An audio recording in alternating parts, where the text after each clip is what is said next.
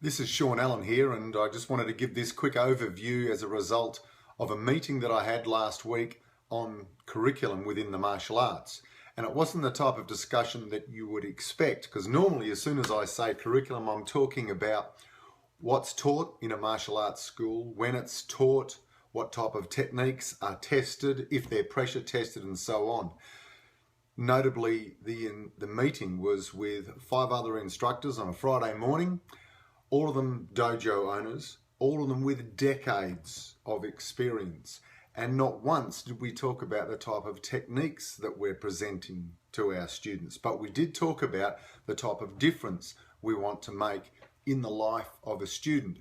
We did note that, importantly enough, when an instructor is confronted with a class or in front of a class, that person mainly focuses on the types of techniques they want to be able to teach.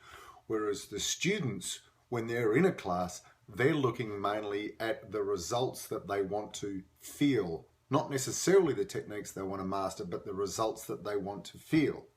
So as a preamble to all of this, I talked to the instructors about 3 areas of learning, which I'll explain now, that give us a background as to the types of curriculum that I think we should be focusing on when we're teaching the martial arts. It's an addition to our normal curriculum, and it's a different way of teaching it. Let's have a look at the 3 areas of research. Here's the first of 3 areas of research that have contributed to this new system for a martial arts curriculum. The first of which is the Montessori education system. It's an educational approach developed by an Italian physician and educator by the name of Maria Montessori. And it was based on her research with special needs children, and it was characterized by an emphasis on independence, freedom within limits, and respect for a child's natural psychological, physical, and social development. Now, here's the interesting part about martial arts. In the Montessori system, there were mixed age classrooms, which is not similar to what traditional classes do today, but martial arts does this. We do have mixed ages, but we have mixed belt levels. The other one, which is important to notice, is there's a student choice of activity from within a prescribed range of options within the Montessori system. That's quite often what we don't do in martial arts, but we're going to talk about that. And there's leading on from the choice of activities, there's a discovery model within the Montessori system where students learn concepts by working with materials, for example, rather than by direct instruction. And my interest in this initially started when I heard about a Brazilian Jiu-Jitsu school in the United States which had focused its curriculum or its learning system on the Montessori method. More about that later on. That's area number 1, the Montessori system. The other area of interest was the theory of multiple intelligences. And as we know, our intelligence is usually measured by an IQ test. And that intellect quotient is seeming to be the focus of a lot of our traditional schooling. But Howard Gardner in 1983 proposed a theory of intelligence that differentiated our normal intelligence into specific modalities or specific areas, rather than seeing intelligence as dominated by a single general ability. He said there were 8 different criteria for a behavior to be considered an intelligence. For instance, you could be musically intelligent, you could be visually intelligent, you could be verbally intelligent, you could be logical and mathematically intelligent, and so on and so on. So he later suggested that moral intelligence might also be worthy of inclusion, which I think is a pretty good idea, because quite often it's not necessarily the intelligent kids at school who are going to be the happiest in the long run. They're not necessarily going to be the most financial ones in the long run. So we have to look at a range of other methods to be able to think intelligence is not just who can get the best score in maths. Finally, an area that I thought was of interest and helped me to be able to create a change to the way we include character development in a martial arts curriculum was the Rock and Water program. It's a social and emotional learning based program that is used by teachers and counsellors now all over the world. It is martial arts based, and it's a series of drills that lead up to, or as they say, scaffold up to discussions on what emotional lessons were learnt from a martial arts drill.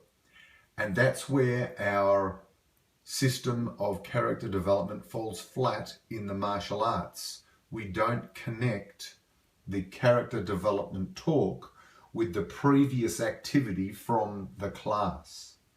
So as you can see by my previous explanation with the young man hitting the pole with his head and my connection with an awareness talk straight afterwards, the two are linked. And we need to have an opportunistic approach to be able to teach character development rather than an organised approach, which is what it has been in the past. For example, this month our focus word is respect.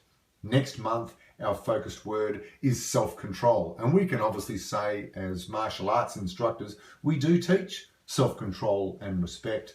But the most important thing is, are the students being taught in a way that is deeply connecting with them and they are making that lesson their own? They're owning the lesson. They're owning the topic of, for example, awareness, like I've talked about recently.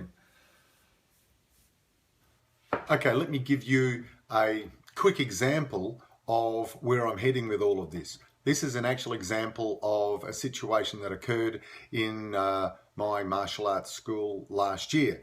And it shows you that our focus on character development is excellent. It's what it should be within our industry, but we're doing it the wrong way around. Let me give you an example. As you can see on the screen in front of you now, this is the area where one of our classes trains. On the left, or on the side, you can see a pole there. During one of the wrestling sessions, one of the kids rolled off the mat and onto the pole and hit his head on the pole and obviously dissolved into tears. He's 7 or 8 years of age. Now, normally, a martial arts school is going to, you're thinking, I should have surrounded that pole with foam and made it safe. Here's where the problem is with martial arts. As I sat the kids down afterwards, I said to them, the kid's name is Roka and I've got his permission to be able to mention his name in this. He's a great kid. I said, that pole has always been there. All of you know that pole is there. I could surround that pole in foam. I could have little sectioned off areas where it's too dangerous to wrestle or spar because there's mirrors or corners or whatever it might be. But there are poles in life everywhere. So you've got to be able to create a bit of awareness. And I used a technique to be able to demonstrate this awareness. And you can use this in your class. But it's important that you use this technique when it's appropriate. You don't just put it in at the end of the class because you think it's a great drill to do. Here's what I did. There were 18 kids in the class. I got them all to sit down with their eyes closed and I told them I was going to do some meditation, which I did. They're all sitting down. They're all aged between 6 and 12. As they're sitting down with their eyes closed, I've tapped one of the kids on the shoulders. He's opened his eyes and I've gone like this. And I asked him quietly to exit the room and sit outside so he could hear me. I then crept back in front of the class and said, open your eyes. I said, there's 18 kids in the class, but I've removed one of them. Which one is it? And then I just let them look around. It probably took them 5 minutes to work out which kid I'd removed. Get this, not even his sister realised that he was outside the room. Finally, someone said, Darby's gone. I said, yep, well done. I said, come in, Darby. In he comes and sits down. By the way, this had the total focus and attention of every parent in the room. And I said, it's awareness is the important skill to be able to learn here. I said, that pole has always been there. We are not going to remove the poles in your life.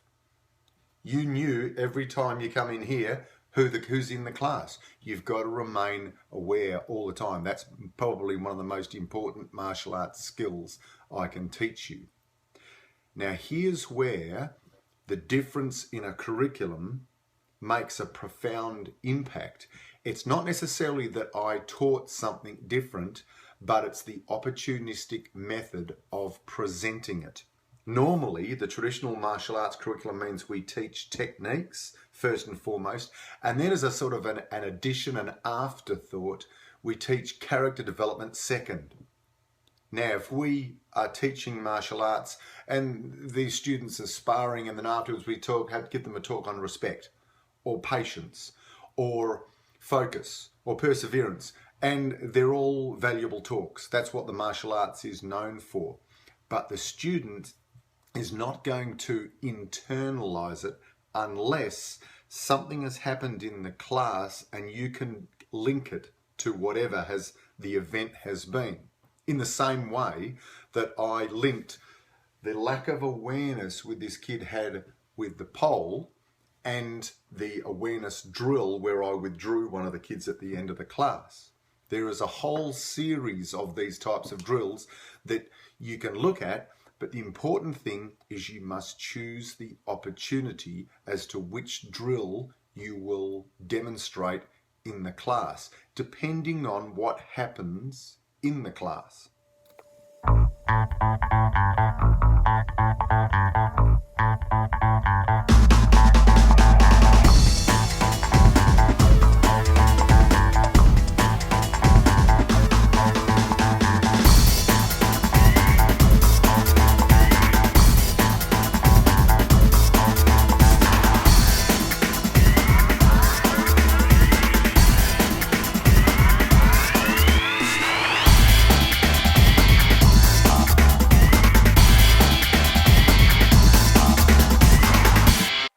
Please take the opportunity to email me any questions you may have concerning the drills that we use, anything concerning the Montessori method, or most importantly the rock and water system and the multiple intelligence research that I've been doing. And obviously I'll more than happily help you and put up some more videos just like this one. Have a good day.